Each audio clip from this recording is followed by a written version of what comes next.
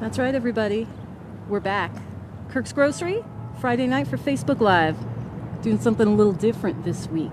We're going to have a live performance inside in a few moments. Why don't you follow us on in?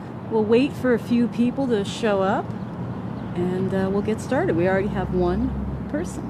Follow me.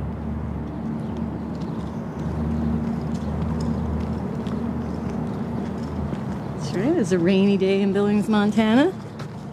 Oh, Sandy Davarskis is here. Hi, Sandy. Today, I have Stan getting the door for me. You guys are back. It must be Friday at 7:04. How are you all doing? Great to see you. I'm sure Mary is. Thanks for tuning into Kirks Grocery tonight. Thank you. Tonight we have a very, very special guest.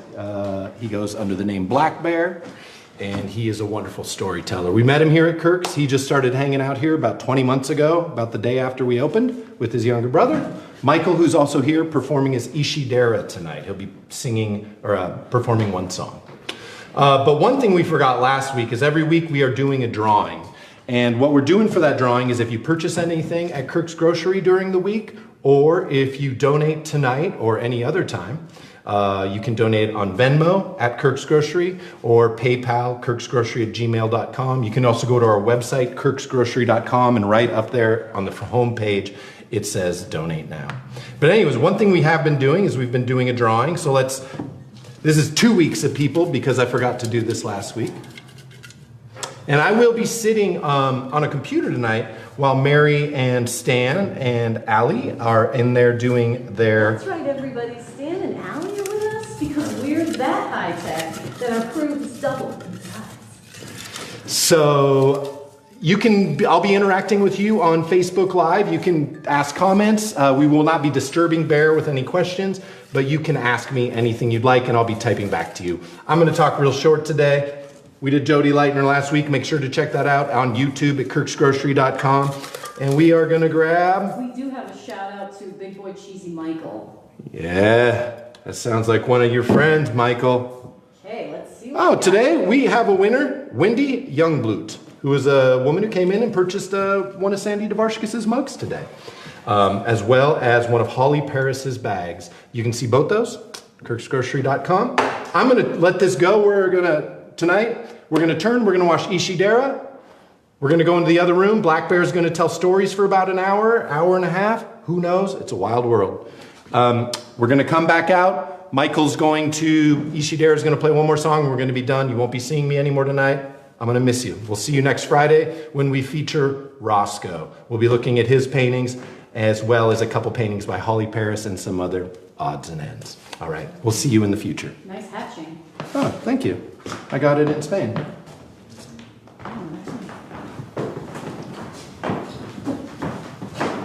I'm that guy you talked about before. Ishidera. Play a song.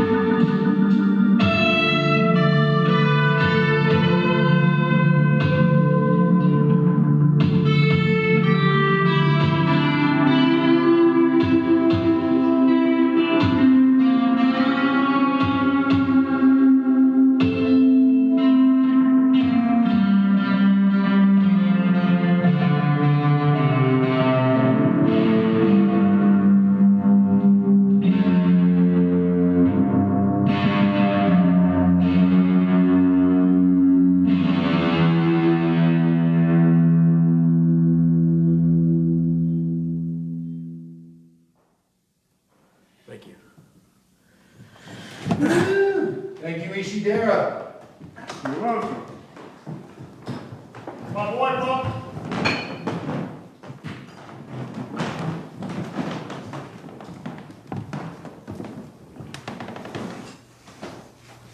Oh, that was quick. Am I good to go? Yeah? Yeah? Okay. Hi! Welcome to Kirks Grocery. I'm Black Bear, and we're doing something different. It's the same usual crap, except, for the whole COVID thing, there's just nobody here. But we thought we'd still entertain and kind of bring that atmosphere to everybody else. So, kind of give you a little backstory to what I do. Like he said, I started coming here some time back. I was doing open mic for a good while. And there was open poetry. Sometimes there's one of the other members, like Nicholas, would come and have like his little variety show, and it would just be just a bunch of random crap. But it was always fun. It was always really, fun to get into. And there was always karaoke and whatnot. So they always had open mic. I just come up here just to embarrass myself and tell the weirdest stories I had throughout my life. And so people started, liking it, and I got more encouraged to do it. And then one day, Shane said, "Hey, you want to fill up 2 hours of just you?" And I just thought to myself, I have no talents whatsoever. He's like, "No, I just need someone, I'm trying to do a lecture thing." And he meant that loosely, but I sort of took it serious, and so I started bringing stuff up that I've written a long time ago. I used to write ghost stories, and I did this one little segment during October. I was like, I can write 31 ghost stories, each day. And so I ended up taking those good ones and the ones that everyone really liked, and then I brought them that night. And then I did some poetry, and then also I had my brother and his friend play background music to those ghost stories. So it was just kind of a mix or whatever, because I didn't know what I was doing. I just told some funny stories. And then I started thinking about it a little more, and I thought, maybe I could turn it into something that I really wanted to do. So it was very random, it was very rough, and it started out as a comedy routine or basically open poetry, but I have not been brave enough to go to poetry because it's hard to just memorize words like that. I just can't do it.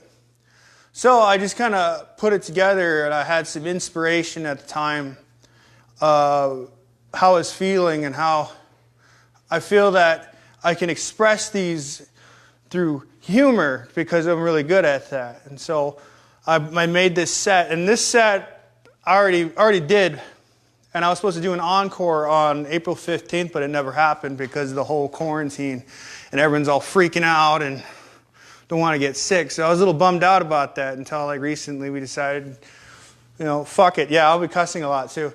And we'll just do it.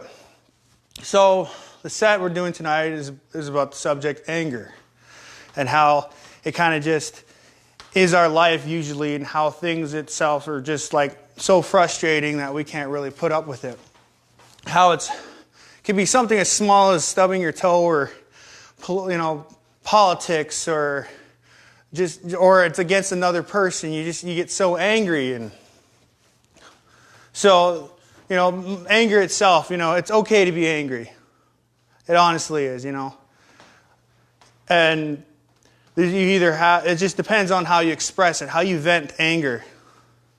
You can be explosive or very damaging to yourself, or like those one people I don't like, those ones that just kind of keep it in and they're kind of passive aggressive, or the ones that you're just you give the finger to and they just kind of nod at you, but probably go home and kick a dog around. I don't know. There's people who can be angry, and there's some people who can just hide that. So and a very good example of anger is the workplace. That is the funnest place. And I got to be using my hands because I don't have a microphone stand. And we're all professional now. We got a beautiful background. We got lights. I don't got a mic, but I got this little clip thing, and I got a Walkman in my pocket. So, I feel kind of special. But anyways, every day I wake up, and I got to go to work. I get up real fucking early at 4 a.m. I got to be ready. and I got to go in and, set up for the day. Sometimes I'll have my kids over, and they'll get to sleep after keeping me up all goddamn night. And I get so emotional when I get to see how beautiful they look when they're sleeping, and they're just so soundly, and I'm all ready to go and leave for the day. Just want to kind of shake the bed sometimes, because it's not fair. And you get to, keep me up all night, but no. No, I let them go. They're adorable. Because, I love my kids, so that's why I got to get up so early and keep making that money. Kind of hate it, though, because, I do a little dumb dance every day. Every time I wake up, I got to, make sure everything's there, even though I'm not wearing anything yet. I got to get all my cards.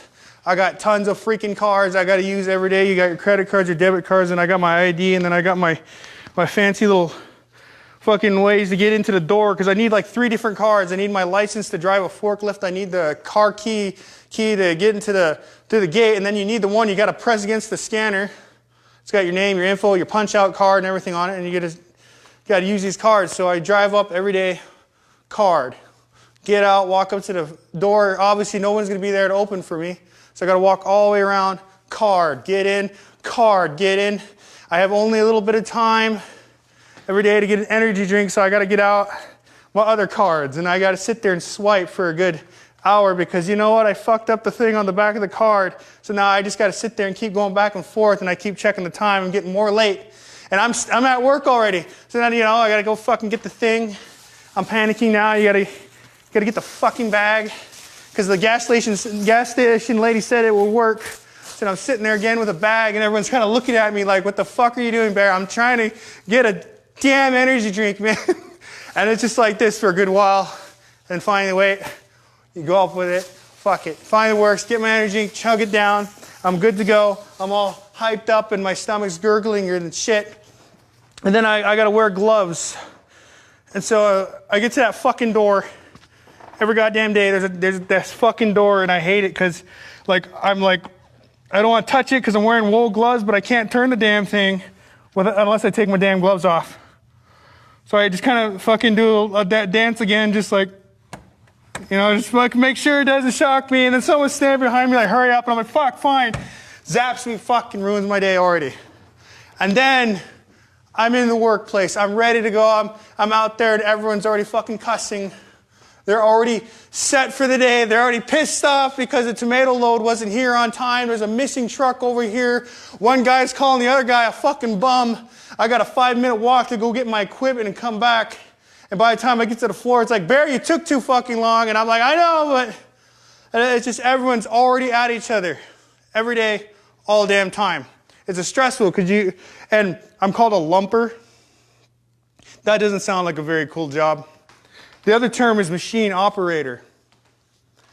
Now that sounds cool, but lump, I just sound like, I sound like maybe someone's expendable at my job. And this job is pretty stressful. I mean, I can't really lie. I got to keep things in a certain time limit. I've been hit 3 times by machinery. I don't know how I do it, but I'll turn around, bam, gone. Another time, somebody was turning a corner too quick, smashed my whole face in on one side, and I went home for the day. I came back, and the same guy who hit me goes, "How's your legs?" I don't know, but if you can look at my face right now, there's kind of a swelling right here. But no, it's just, and I've been in a fight there too. That's fun. All my life, it doesn't matter. It's just not just my job specifically. I'm pretty sure lots of jobs out there, and I can recall so many of them. My favorite job ever was probably fucking Walmart. Not that it was fun or exciting, just very interesting. I was an overnight stalker there back when I probably was 22. And here, the first summarization of me, everybody sees me, they're like, this guy is big and scary. Always. The first thing anybody thinks of is, this guy's kind of huge. I know what we can do. Let's go put him in the automotive, sporting goods, and furniture where he can lift all this heavy shit by himself. And I'm just like, okay, sure, it's the extra dollar, right? Back when I was making $9, that was the biggest wow for me.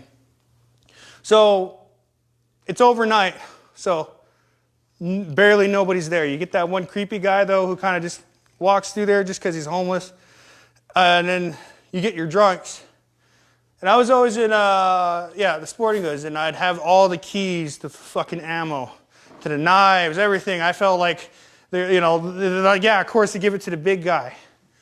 And I just stand at the counter sometimes after I get done stocking because, we had time, I remember we had an ammo shortage. And like I said, I get the drunkest motherfuckers coming in there. Like, it's like they had like a fucking, like, when you're staying awake at 2 a.m., you have all those fucking horrible thoughts and you're just kind of eating yourself alive. And then I guess for some reason you just want to go, hey, I should go get a fucking gun. So they come in, they'll be so close to the gun case trying to breathe and you can smell the alcohol. They're just like... And I saw this one guy doing that exact same thing, and he was pointing at this gun. He's like, hey, man, I want this right here. All right. Can I look at it? You can't look at it right now, but if you come back at 6 a.m., you can look at the gun. Why? Well, I can't sell it to you. Why not? Well, just because we're a 24-hour store, 24/7 store, sir, it's fish and game law and all that. And he just get really fucking livid. And so, they just start cussing at you and spitting on you and calling you the N-word a couple times. And they kind of wander off. And I was like, wow, what a jerk. But then I realized that happens a whole lot. There'd be another guy, 2 revolvers for some fucking reason. I was nervous about this, so I opened the knife case just in case. It's probably not going to save me because the guy's got guns. And I'll probably just throw one knife and try to run. And here my boss would just come and goes, I know it may be intimidating, Bear, but you're a big guy, right? I mean, it's their human right to carry around a firearm, and I'm just like, yeah, sure, buddy. And then here he just get quiet. I just ask him real quick, like, so if I got a ladder and there's be like a deer head up on top of the wall as decoration, it's like if I got a ladder and jumped off of it and landed on it, you think that'd be enough to kill me? And he'd just be like, oh, you're such a card, and just walk away, and I just fucking sit there dying inside. One day, I walked away, I had to go to the bathroom, I left the keys to another coworker. It was all okay, it was all fun, he's a big guy himself too, right?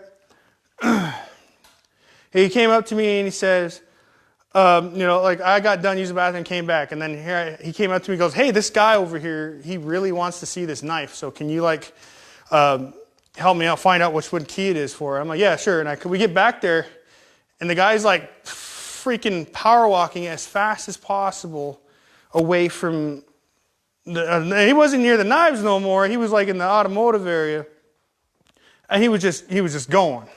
We don't know why. We're just like, what a freaking retard, We're just kind of just like getting mad, whatever. But later on, we found like a blood spill by the automotive area. And there was like a little tiny plastic box. And it was hilarious because it had razors in it. And someone cut themselves on the plastic itself to try to get the razor. And it was just freaking hilarious to us. So there was like a blood trail all the way probably down towards the clothing area. And it looked like he ripped some socks open and just like stuffed his hand in there, and he walked out. Later we found out it was the same guy. It was like he was trying to use a distraction, like he was going to be smart enough to steal these razors and then just like, oh, I don't need to see a knife now, blah, blah. It's just people just go so far and such lengths to do stupid crap like this. And it kind of gets on your nerves. And now and then I'd have to kick a guy out of the display tent because he's falling asleep in there. And there was a point where I was just tired of the job. I got fired though. But I remember seeing this shotgun in the window in one of the display cases I really wanted. It said Savage. Yeah, I know, shut up. Had an Indian head on it and everything. And I was saving up money to get it. And so I did come back for it during the day. But here everyone was so bummed out. They were just like being dicks. And here I would get in trouble if I wasn't smiling. And it's their rule there. You got to say hello. You can't say no to a customer. You always got to smile and let them know that they're feeling good. But me, I guess this doesn't do it for them. It's not enough. I'd get complaints too, like Barry, you having a bad day or something? And I'm just like, why? Well, you're kind of making the employees uneasy. The customers are not, or one customer complained that you were kind of being grumpy, and I'm just like, I don't know what I did. What do you mean? Well, I was like, oh, what seems to be the problem, bud? And I'm just like, nothing. Oh, and he goes, oh, I got it. I'm like, what's that? You got like that resting bitch face, right? And I just kind of thought to myself, yeah, that's what it is. I guess I got a bitch face. I don't know, boss. And he just kind of like, well, just try your best to smile. And I don't smile too good. Anyways, everyone's bumming me out. Everyone's making me mad because I'm like, oh yeah, you guys are totally smiling, and I'm being the dick who didn't smile and got in trouble. So I go all the way to the back to get my gun. I was like, I'm all excited, I'm all happy to get my little 12 gauge. I get back there, the fucking window's all busted out, and found out the guy who took my place that night got hit in the head with a crowbar. And I felt kind of bad, so I couldn't get it that day. Came back for it later on, because I guess when I tried to get it, I have a warning or something on my, what do you call it? When you try to get a gun, whatever. When you try to get a gun, they do a background check. There you go. You do a background check on you. Mine took a while, so I had to wait. Came back later. So everyone's all bummed out again. I'm pissed off, whatever. I'm going to get my gun today. I feel bad for the old guy. And gun's gone now. And I'm all mad. I'm like, shit, I just saved up all this money. And then later found out from the guy who got hurt that somebody came in and bought my shotgun, went out into the parking lot and blew his brains out. That's pretty fucking horrible. Especially, you know. And I really thought to myself, and I was like, so did he like confiscate it or no? No. It's a terrible thing. I was 22, whatever. I felt bad after it. I felt like a real dick saying that. But, you know, that job wasn't for me. Too stressful, way too much. You know, but here I'd go to another stressful job, handling like medical equipment like needles and sticking my hand in boxes, and now and then get stuck because one of them was just kind of not in its case. I worked at UPS. I worked for the airport, picking up. But I guess there's some reason I think, hey, working in a time limit is the best thing for me. You know, customer service doesn't work for me, obviously. I think you can tell. Never will, never does. Because, you know, I got to look weird. And I always got to be around the most aggressive people who, you know, it's your first day on the job. You're feeling great. Let's use the airport as a good example, because everyone was really pissy there. You got all these boxes coming out of planes. You're just sitting there like, it's my first day. I'm ready to go. And they're just fucking just giving it to you every fucking moment. You're just like, fuck, slow down, please. And you're trying to like fucking fight off the box now and then. And they're screaming at you. This guy's yelling. That guy's yelling. Everyone's fucking screaming. And you don't know why, because, you know, you can't, it's not a hearing problem because a lot of these planes are turned off. But everyone is just so fucking intense. And they're like, 5 minutes, this has got to go. And you're just like trying to just be efficient. Now, working at the airport sucked too, because they had all these rules. Really fucked up rules. Scary rules, because you had TSA always up your ass. They send in an informant, a fake worker who would just slap on a good old vest, and he'd come up and he'd be all nice, like, hey, how you doing? I'm Dan, you know, and you slap Dan on the hand, and you know, he gets to work. But you're supposed to always interrogate these people before you do. You got to ask them, who's your little, you know, chauffeur for the day? Where's your little, you know, buddy at? That's supposed to take you to the, you know, on the runway. Where's your ID? Where's your badge? Where all of that? You got to ask them these questions, because if you don't, you get yelled at about it, you know? I mean, I guess it's a safety thing, but they fucking are mean about it. I remember this one time, they told me this little fucked up story. This guy was supposed to be on the plane, and he walked off to go maybe use the pisser for a good couple of minutes. He got back on, he walked back into the cockpit to sit down, and then there was a little tiny box on his seat that says, I got you.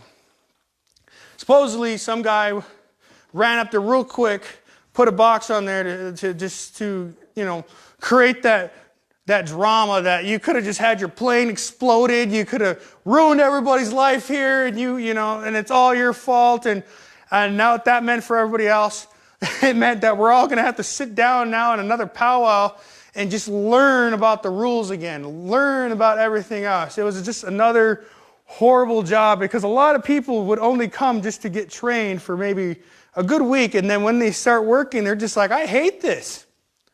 And I hated it too. But it's like you got to keep doing these things. You got to keep going into these horrible jobs so you can make money.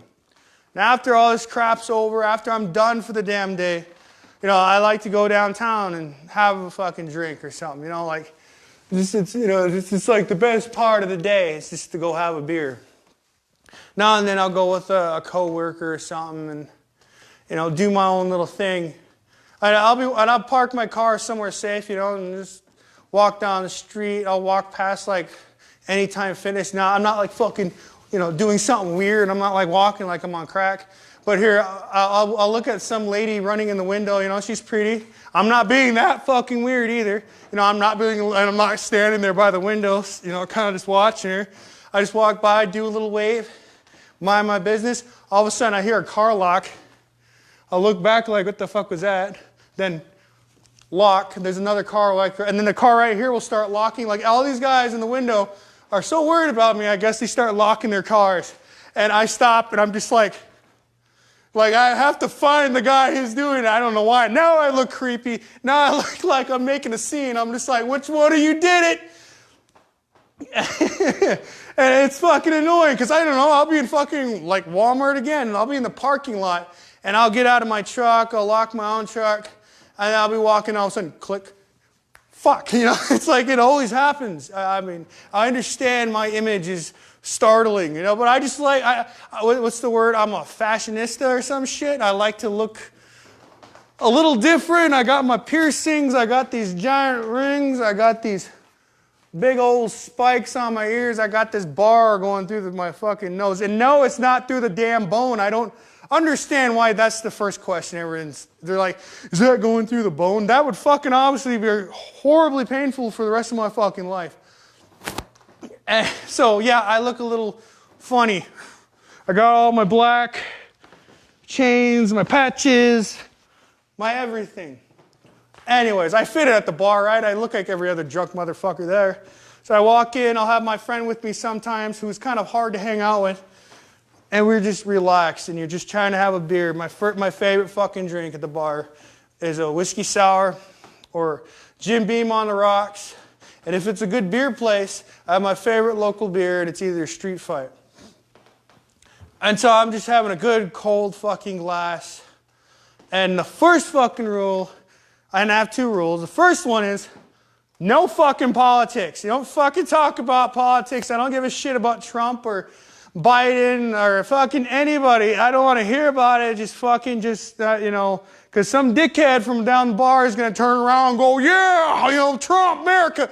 And I just don't want to hear it. Second one, no workplace bullshit. If you had a bad day at work, talk about it. Yeah, but don't argue with the guy that you brought from work with you. And sometimes that happens. There'd be three of us. And one guy would be like, drinking, man, today sucked. And I'd be like, yeah, it was pretty slow day. Yeah, man, I wish fucking Jeremy, didn't cook, came back a little sooner from lunch. And he just turned around like, you know what, bud? Is this traffic out there? There's traffic. And then I'm just sitting there kind of just now like just hiding above my drink. Well, these two fucking morons have a good time about it. Now, a couple drinks in, one's a social butterfly, and the other guy just won't stop smoking a cigarette outside. And, I'm sitting there now, I'm all great, I'm all having a good fucking time. I'm drinking my drink,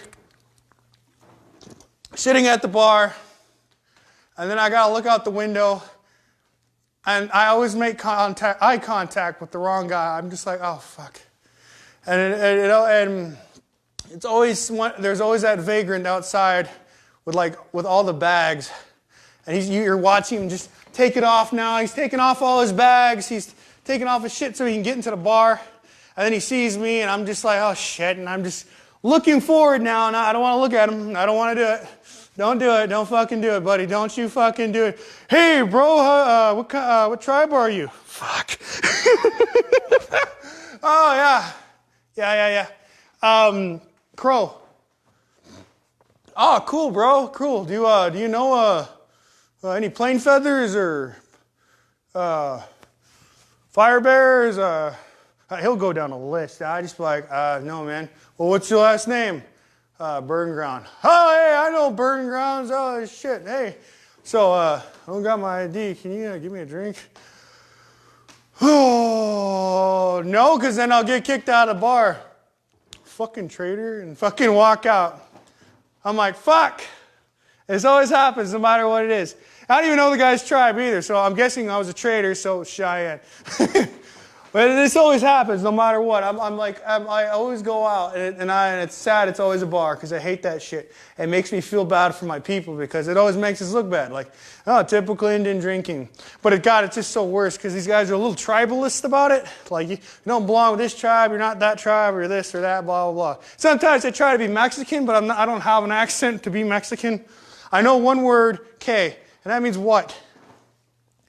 Don't know why I thought it worked. One guy came up to me, and he goes, hey, bro, blah, blah, do the whole tribal trade again. What's your ID? Who's your mom? Who's your grandpa? Who's your fucking dad? We do the whole run through. Who's your fucking dog? And I'm sitting there and I go, K what? K, give me $5 or what? I'm like, no, fuck. And now I'm a little livid. I'm a little drunk. I'm a little angry by now. And I just get up. I start screaming around. And then by the end of the argument, I'm like, you're not Indian, and then they walk out. And I'm just sitting there like, fuck! And then I look at my friend who's back there in the background somewhere, fucking having a good time. Like, where the fuck are you? And he goes, what, bro? And I'm like, fuck it. And I just leave. Go to a different bar, do whatever, do the whole fucking thing. Now, I'm supposed to be calm at these places. I'm supposed to be relaxing, but it's like sometimes that shit doesn't leave. The workplace, everything, it kind of just stays on my face. I'll be picking up my kids, and all the kids look at me like I'm a goddamn playground, and I don't know why I'm all the kids' favorite. They're like, hey, it's that guy. What's in your face, sir? How'd you do that? How'd you do this? Have you ever been in jail? And I'm just like, fuck, why is that the question? Why is jail the question? And I'll entice the little kids. I'm like, I'm a robber. Give me your candy. And he goes, I don't have candy. I'm not allowed to have any. I'm like, no, I was just joking. No, it's just these little kids, and my daughter always runs to me, and everyone just wonders why this little tiny cute girl is running towards me, like at the fence. And so, like, you see that lady ready to get her cell phone out, like, there's that guy again. But no, it's my kid. I can reach over the fence too, pick up my daughter, and then they're just like, oh, he's massive. No, I've never went to jail. Well, my first time in jail, I was actually pretty fucking sober. Recalling what that kid said to me, I'm like, yeah, it's usually the first question. I mean, any tattoos and piercings, he's probably done some shit, right? First time I went to jail, I was actually 18. Sober than a motherfucker, because back then I used to be straight edge. The whole X on your fucking hand thing, and fucking Jesus, all that crap, like I spent most of my young days going to camp and doing the whole, fucking prayer thing. So, I was pretty against alcohol and drugs, and when my dad would be drinking, I'd be like, you're gonna die, and I'd make fun of my dad, and he'd just look at me like, shut up.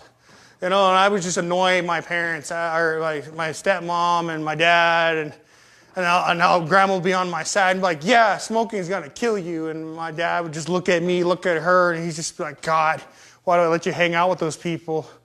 It was cool though, I'd go to like little festivals and whatnot and come back with all that atrocity with me. I have nothing against religion, I don't. But God, there was a level of annoyance that came with me though. I'm a skinny little me, running around all hyped up on crack or something, like, and just I'm like, Jesus, like. So I was pretty bad about that. And I would criticize some people and all that crap, whatever. So, sober than a motherfucker. Went to jail, beat up my ex's new boyfriend because he talked too much smack. So, bam, went to jail, and it was my first time in jail. So that was a interesting experience because I've never been to jail before. They come up to me, they start taking off my coat, my pants, whatever, and they take my belt, and I'm sitting there just kind of like fucking trying to keep it up, and it's like, where's your parents at? I'm like, my dad moved out of town, and I don't have a mom. Oh, okay, well, wait, how old are you? How old is he? Like, because I guess I looked like I was 16, and they thought they arrested an adult, or not an adult, a teenager. So I went through my bookings. None of these motherfuckers had a sense of humor. I'm still a guy, when I get nervous, I gotta make jokes. I gotta get comfortable. So if I'm gonna be in misery, I gotta get comfortable. I gotta feel like, I'm gonna be putting up with some shit. I gotta make somebody laugh. None of these motherfuckers laugh. So they put me away. They put me in a jail cell, this smaller little black guy. And that guy was fidgety as shit. He had a bunch of orange peels in the sink. I didn't know what the hell he was making. And they gave you like a lint roll of a blanket. And it's not like, and it's like supposed to be a wool blanket, but no, it's like they just went under the couch, a chair here, and like scraped out some like, whatever was left under it. Kind of just knitted it into a ball and then flattened it out, and there you go. Good time to sleep. And while you're in there, you got to stare at all these nasty ass posters about bed sores, bed bugs. If you're suffering from any of these things. But at the same time, there was a nice big flat screen TV with Ellen DeGeneres on it. And that was really nice, it kind of helped the atmosphere of the sores on the wall.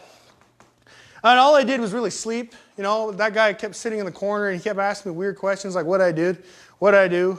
I'm not scared of you, and I'm just like, so I rolled over this time and slept to where I can at least see him in my vicinity so I didn't get hurt. No, I got bailed out, did the whole court thing. I was like, why'd you do it? And then when people ask you why you went to jail in court, for some reason, like say, hey, I lit this fire, it was badass, I had a big old party and got arrested. Now, when you go to jail and then you go to court and say that, you feel like the biggest dumb fuck there, like, well, I had a bonfire and some things burned out, and you just feel pathetic now.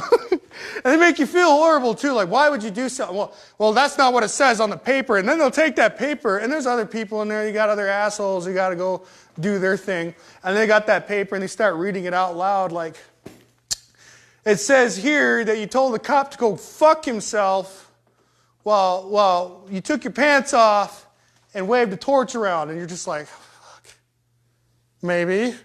Oh, well, why'd you do that? I was just having fun. I don't know. Like it's people, and there's lots of people that start crying. It's hilarious. No, I went to jail. They're like, that teenager was 17, you're 18. That's assault on a minor, right? Yeah. Shit. And I was trying to be a cop at the time because I was like, I'm all going to be in the police force. God, fucking straight ahead. Yeah, I don't know what the hell I was thinking. So that went out the damn window. So that's when I hit 19, that's when I started probably picking up the bottle and smoking cigars because I'm like, ooh, I'm an adult now. So, anger kind of just, it doesn't no matter where it leads from. Itself can just kind of manifest just because maybe you're just being an asshole or you're in the wrong place at the wrong time. And that happens a lot. One time, I was just, outside enjoying myself, and I went to a bar. Some guy followed me to my car, wouldn't fuck off, wouldn't leave me alone. So we got into a fight. Still again, sober. And it was the most awkward fight, too. I've never had anybody, reach around my shoulder and kind of grab my dick at the same time. Like he was really trying to harm me. Then we fall on our back, and there you go. I'm in the middle of the street with a guy's hand on my crotch and then like trying to fucking choke me out. And my arms are out because it didn't hurt. It was just awkward. It was just very awkward. Everyone's around me. So I don't know what was more embarrassing, that actual scenario or after the fight. After the fight was over, no cops were called. I went home, and then later on the cops called me up like, hey, did you fight this guy outside? And I don't even remember his name, but there was footage of it. So I had to go back in, get my fingers, printed. I had to go do that. Because they're like, well, we believe that you weren't doing anything malicious, but at the same time, you acted in a way that, was aggressive. And I'm like, okay. So I'm sitting there and there's my cousin. Holy shit, what a coincidence. There's cousin Derek hanging out with me. He's in cuffs. He's like, hey, I'm just like, fuck, how you doing, buddy? We both got put in the back of a cop car and driven all the way to the station. May I remind you, we all drove there, except for me. I got dropped off there. So when we got our prints and dumbass crap taken care of and got our little, faces pictured, they're like, all right, guys, you guys got a ride home? Well, we did, but you kind of took us away. And again, no sense of humor there. No one gives a fuck about your hilarity. I was like, well, you kind of took us from the courthouse. I got to go back to the courthouse. Well, I ain't taking you back to the courthouse. Well, I don't have a ride then. Don't get smart with me. That's the truth. Then he's just getting all fucking pissed off, and then he's like in the corner by himself thinking, fuck, he's right. So we all get back in the cop car, and he just takes us to some random places that were close enough by and just kind of kicked us out. I've dealt with some people that just kind of take things too serious. And I remember I had to go to anger management for these situations specifically. Fighting, it's either you choose to go to jail, you take at least 40 hours, 25 hours of anger management. This is where you get to go and express yourself in front of other people to a guy who probably should have been a therapist, but he kind of flunked it and has to hang out in a circle with a bunch of assholes. So, you get a booklet, you get a nice little booklet that says, what the hell was it? Anger management solutions are on it, it said. And you're supposed to fill out this book and all this crap. No, never. I just kind of doodled in it. I had my fun. I just come to these classes every day. I wouldn't sit there. And you'd be surprised on how water break. You'd be surprised on the things that people get in trouble for. And again, we're going back to Walmart, because Walmart's just, I'm just now believing it's just a hellhole. Some lady tried to hide a vacuum under her shirt like that was going to work and try to run out the door.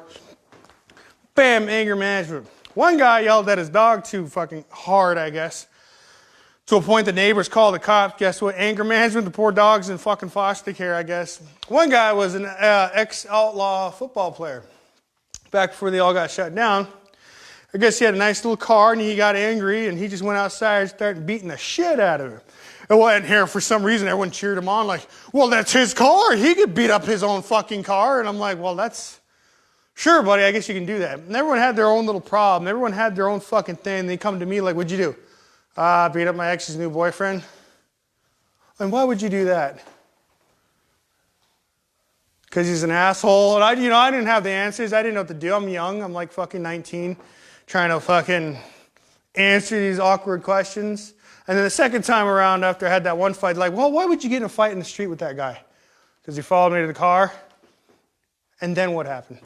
He wouldn't fuck off. So why'd you hit him?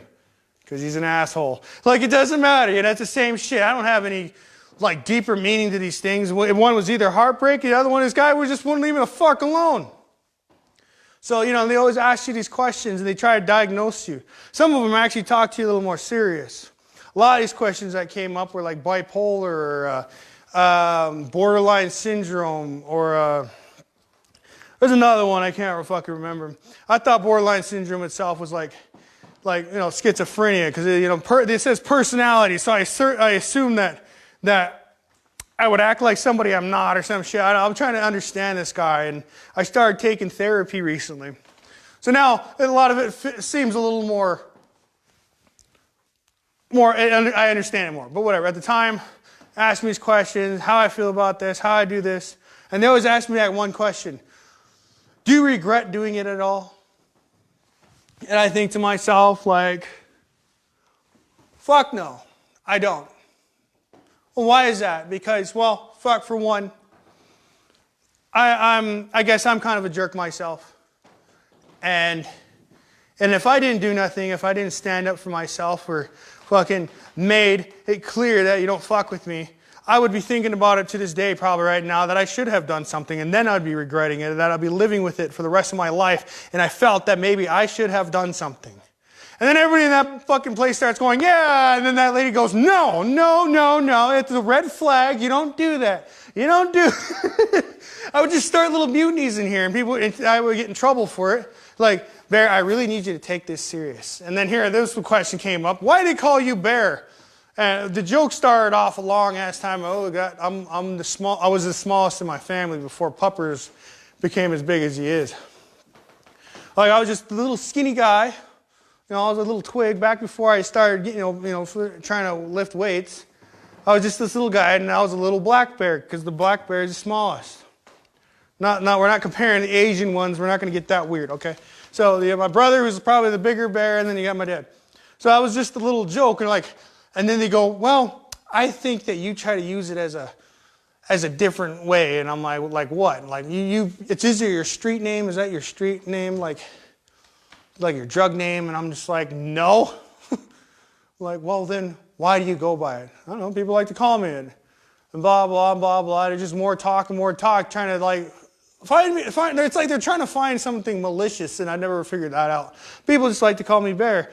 Nowadays, I just go, hey, it's because I'm cuddly, I'm big, got a belly. I don't know, belly, something huggable. And it's always just kind of been my thing. So that's a little fun origin story. So, I'm getting, these people are trying to diagnose me and all that. I'm just flipping to the back of the book, waiting for my hours to be up so I can move on from this crap. It was worse the first time around because I just can't stand all these people. And usually it's just anybody just goes there to talk shit about cops.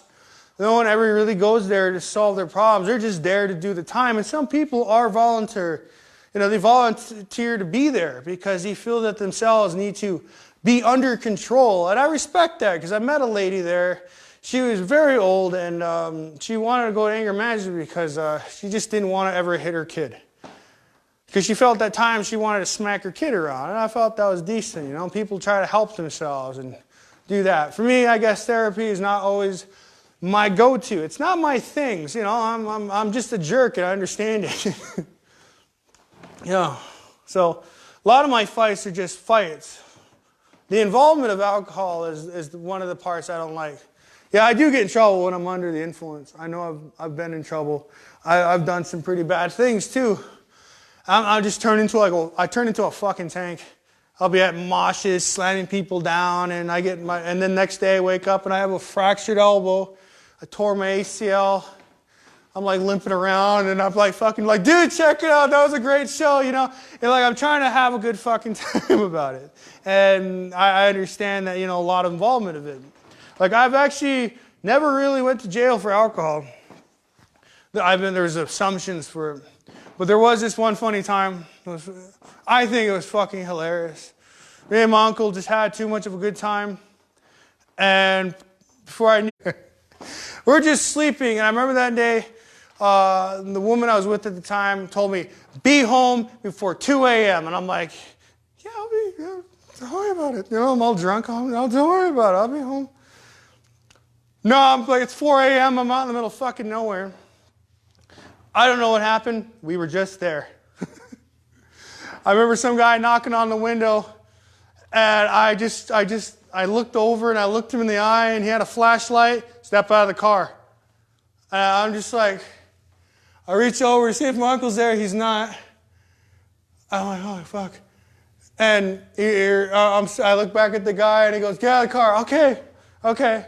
So I get out. Hey, man, I wasn't driving. And he puts me against the car, makes me put my hands back up again, starts stripping me down. He's like, I believe you. Okay, then what are we doing? I'm just fucking gone. And so I'm on the car, and he starts walking around. Anybody in the house? Hey, man, I was just sleeping. I don't have no clue. And I look into the police cruiser. My uncle's already back there, so I'm like, shit. But I'm like, oh, goddamn, what did we do? What did we fucking do? Because I'm trying to see if I have any blood on my face. I'm tasting my mouth. Did I get punched in the mouth? Or no, I'm doing this with my hands. I'm like, fuck, did I hit anybody? What's going on? Oh, fucking shit. And I kind of shake my hips just a little to make sure I didn't piss myself or nothing weird. That was always one of my biggest fears, is pissing myself drunk. But they put me in the cop car. I'm like, hey, dude, what the fuck happened? Oh, we're supposed to pick up my brother, but I don't know. The cops showed up. Why? I know. And this guy goes, oh, we heard some calls of a break-in. Okay. Okay, hey, so can I call my wife? I gotta tell her where I'm at. You should have done that when you did. I'm like, buddy, I was asleep. And he's like, well, make it quick. So I pull it out, and all I heard was this loud breathing, just like,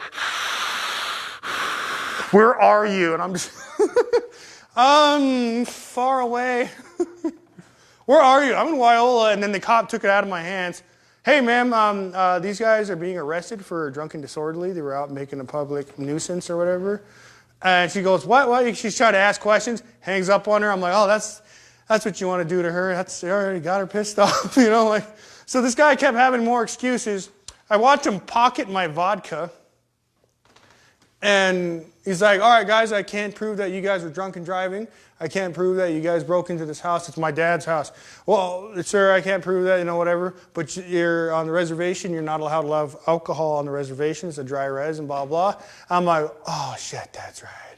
And I had a giant fucking bottle of Svedka, you know, unopened. That's pretty pricey. So our drunk little asses got fucking sent all the way down to the Lame Deer jail. And that's probably has to be the worst fucking jail I've ever been in. You know, like I've been to Yellowstone, you know, lint rolls and shit. You know, but the walls are nice, you know, a little clean. This one's like, it's like they took an old swimming pool and it slants down. It goes down a certain way. And it's in a dark room with just a little tiny window, probably as big as this one right here on the wall. And so people can kind of come and look at you like you're a goddamn zoo animal. The best fucking part of this is that they put us in pink jumpsuits. Bright motherfucking taekwondo looking ass jumpsuits. We're all barefoot too, no fucking sandals, none of that dumbass shit. Not even a lint roll. They gave us like this, it's like they took all those, you know, when you have your first kid, they put them in like those little basic little blankets and a little hat. It's like they took all those little blankets and kind of just stitched them all together. They were so thin. Gave that to you, and you just kind of had to lay a certain way so you didn't roll down that little slant. Now, I was in there with another bunch of drunk assholes. Everyone was fucking drunk, so I was like, it's the drunk tank. So we spent our good, we don't even know what time it is. It was a good long fucking while in there. So, believe it, fuck, there was somehow a byproduct of bologna, and the fucking the bread was like either foam. My uncle didn't want it, he let me have it, I didn't give a shit. I was just fucking eating this away, soaking up all the alcohol. The one rule, though, to get out was that everybody in there had to blow zeros. And so this one guy, you know, he's muttering to himself, he's like, man, I ain't even coming back. I ain't going to come to court, I'm going all the way back to Browning, man. And he just kept mumbling about it. One guy wouldn't shut the fuck up, he was having a good time. He was like, yeah, and his face was all scratched the fuck up, it was all gouged out, and he's like, yeah, I got into a fight with my girlfriend and her mom. I'm like, oh, he's the real winner. And then this other guy, he was just drunker than shit. And he was our guy. He was the guy that could not blow fucking zeros. We're about to just grab him and fucking, you know, just wake him the fuck up. We wanted to make him throw up or something, like get that out of his system. And here, I wanted to have some fun and be a dumb fuck. And here, I really said to him, so what do they do, like, to hire you guys? They just go out on the res and find the biggest fuckers they can find? Because the fucking lurch was like 8 feet tall, and the other guy was like this fucking wide motherfucker, like a semi. And so once again, no fucking humor. Guy just turned to me like, you better watch your mouth, we're sending you to Browning. And I'm like, fucking some Blackfeet. You know, I stopped talking. We just sat there until fucking finally they come in there throwing bags at us with all our dumb shit in it. Let us out. We're all like, it just feels, and when that door opened, there's all this fresh air. You can feel it, you know. It's nice to get the fuck out of that hellhole. Walk outside, and they're like, all right, guys, we're going to load up. Okay, so we're like looking for like a bus or some shit. No, they had like this, like maybe this 6-seater, and everyone's just going to cramp into that. We're all just kind of looking at it, and we're just like, fuck. And then here, these women come around the corner that were also in jail, and there's that guy's wife and his mom. And the guy, honestly, swear to fucking God, goes, oh, babe, how you doing? Who gave you that black eye? I did. Hey, and they all just start hugging and fucking making out for the rest of the ride all the way back to Crow. And we're just sitting there just kind of keeping our heads against the window, trying to ignore, but they just won't fucking shut the hell up. We get there, we get let out. They're like, all right, you guys get out of here. I'm like, we're just kind of just set off right there. My uncle's ride's way out in fucking Wyola, and we're just, supposed to walk back? No, Lois was waiting there the whole time, standing by her car, and if you can fucking just really picture a really aggressive lady, but holding 2 Gatorades, holding 2 Gatorades for us, but just staring us down, and I'm just like looking at her like, hey man, can you like hang out just for a little bit, just in case I get murdered? Again, no fucking humor tells me to go fuck myself, or he's putting me back in jail, so I'm like, fine, whatever. So get back in that car, she just kind of pushes Gatorade in my stomach. I'm like, hey, you know, we're just getting there, and my uncle asked for a ride back, and it was just kind of an awkward ride. We're trying to laugh about it, but she's just so pissed off. I remember I had to go back to work that day, the needle job, the medical job. My boss did not give me no slack. She was such a mean lady that day. And she was one of my coolest bosses, but she just thought I was so full of shit. You know, now I'm 26, and I'm telling her that I was in trouble for alcohol, and she's like, bullshit. And I'm just like, no, I mean, I'm serious. You're not allowed to have alcohol. You're 26. I know. I got in trouble for alcohol. And she just kept cussing me on. I pulled up the papers I needed her to see and sign. She goes, all right, motherfucker, but this is going to be the only time I ever want to sign this. You can't use this excuse on me. I'm like, it's real. I look for any other Indian in that place. Remember, Crow's a dry res, right? And he'd be like, yeah, it's a real. And she's like, you guys are fucking stupid. And she just gave me my papers. So I had to go all the way back to Crow with my uncle. We got there, more waiting. Finally, they let us in.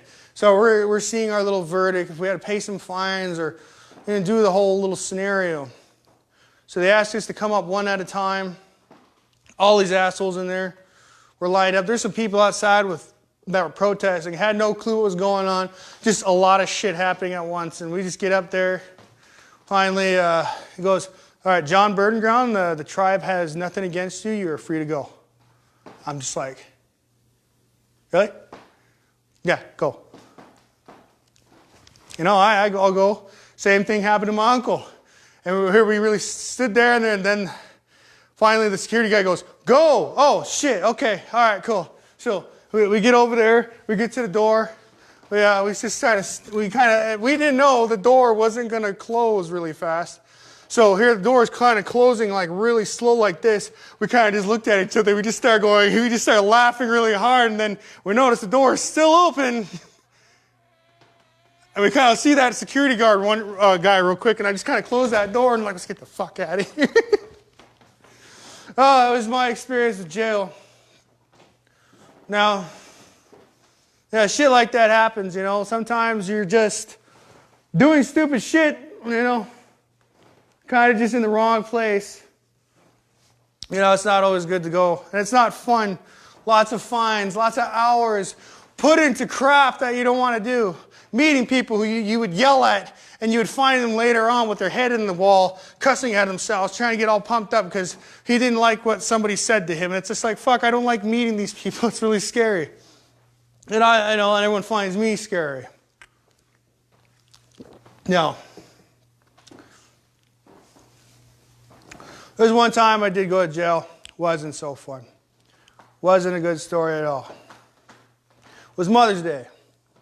You know, I'm down on another reservation, having my own little fun, taking my kid's mom out to eat, have a beer. We saw Guardians of the fucking Galaxy and just having a good time. Just a good time. Nothing bad. We end up coming back, and I drive this green Ford around. It's got the shittiest little hatch on the back, so it doesn't close, right? Doesn't fucking close. So I'm back there. I'm out there just kind of slamming it, trying to flick the damn lock on it and slam it. I guess it's about 9 o'clock or 10 o'clock, and then they come out and they start getting mad at me. Guess they were worried about their neighbor or something like that. I guess he was a meth head. First thing he tells me is that I need to sit down, he's going to talk to me, and I didn't like that. And he asked me if I'm intoxicated. I was like, yeah, I had some drinks. Well, why are you out here fucking breaking things and blah, blah. And I was like, whoa, no. And then here, everything got blown out of proportion. Everything got bad. And now pretty soon I'm screaming, getting mad and yelling.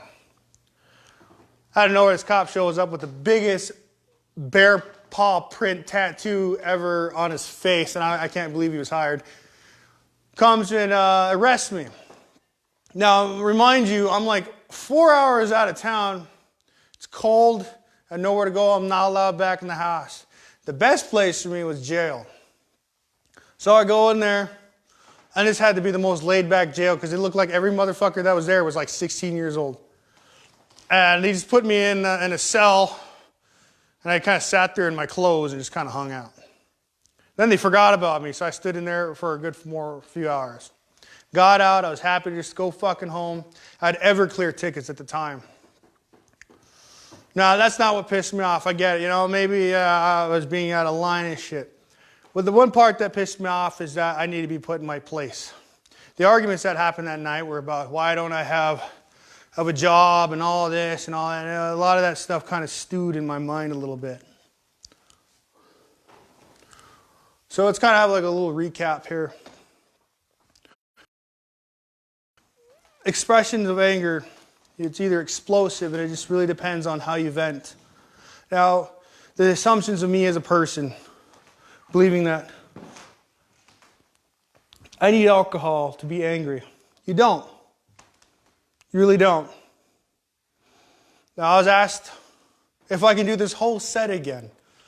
I'm like, fuck yeah, I can do this whole set again because it's not something I made up.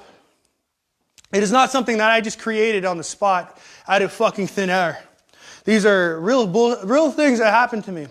And I do my best to try to laugh about it, try to play it off because, when you think about these things, you try not to dwell on them. You try not to get angry about them over and over and over.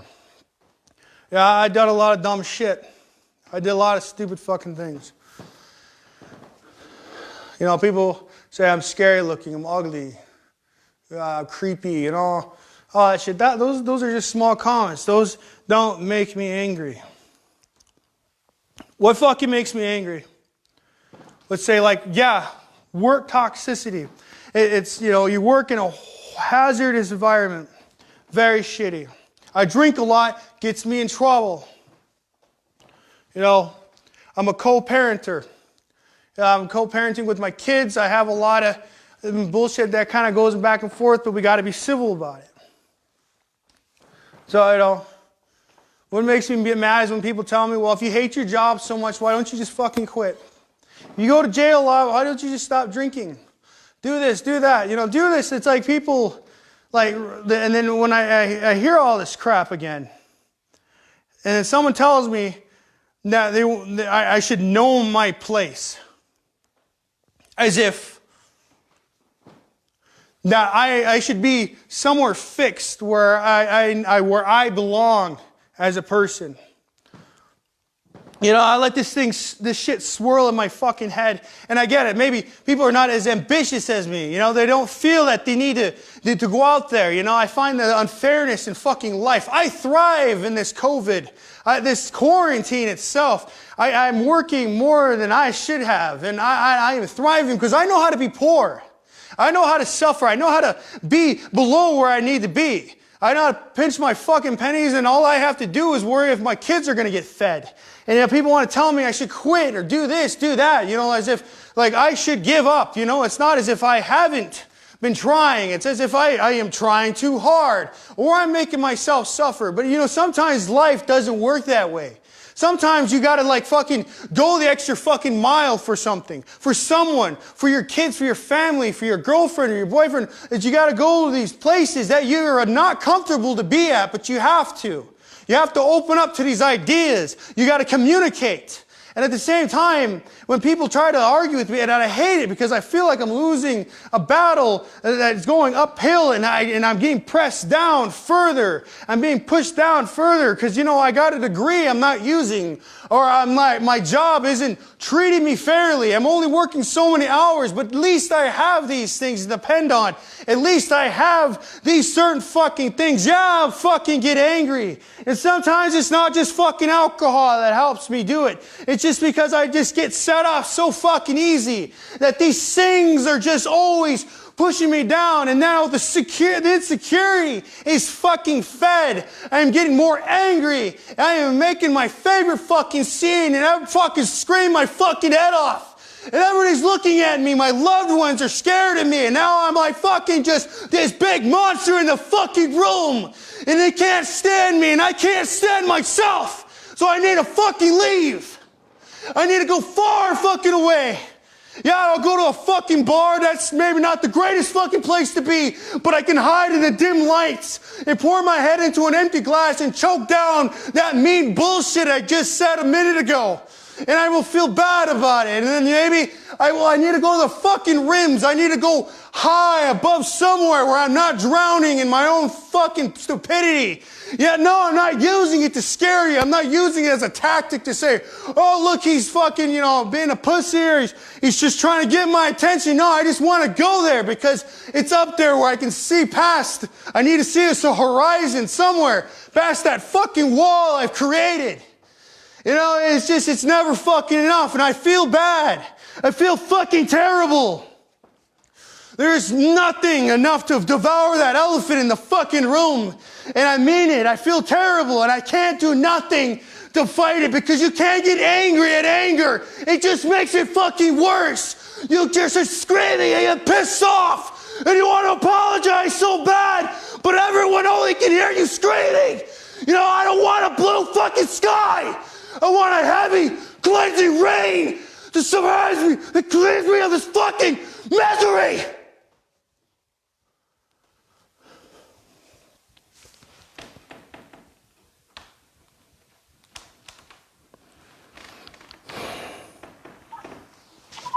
Johnny, this is your grandmother.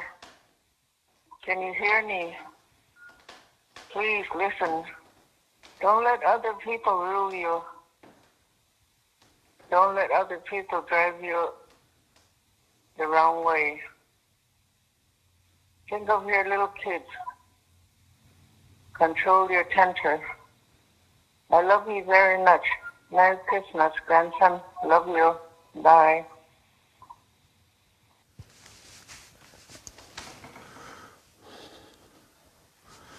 You can always come back down. You can always come home. See, anger, it's okay to be angry as long as you don't hurt anybody, as long as you don't harm yourself. I hurt someone pretty bad once, and I just wanted someone to just take me away. I got angry. I fought everybody, even someone that really loved me. And she told me, I guess she just has to get used to this. And that broke my heart. You shouldn't have to get used to this. I shouldn't be used to this. You can always come back down. There is always someone there waiting for you. Your family, your kids, your wife, your husband, your friends, anybody, your dog, even your pets. Someone's always waiting for you. You get so angry, so caught up and so explosive and just driven to be hateful and angry just because sometimes it's uncontrollable and you let people get to you. You can always come back. There's always help. There's help out there. People will talk to you. You can talk to anybody. Maybe it's not for you, but there's always another alternative. People come and go in life, but this is one of them that you shouldn't be able to go out like. How we start our day should be how we end it. You wake up and you want to have a good day, and you should go for that. Now, what I've told you tonight, maybe, the stories are funny and all, but there's always a consequence. And what we should do always is try to laugh through it. Try to be positive and progressive and move on. Sometimes things don't end the way you want them, and that's okay. It's okay. It's all going to be okay. Sometimes, maybe that door that always shocks you every damn morning. That sucks. It starts me off wrong, but maybe sometimes it doesn't. You know? Maybe I should start trying to end my days that way. Trying to be okay and be better.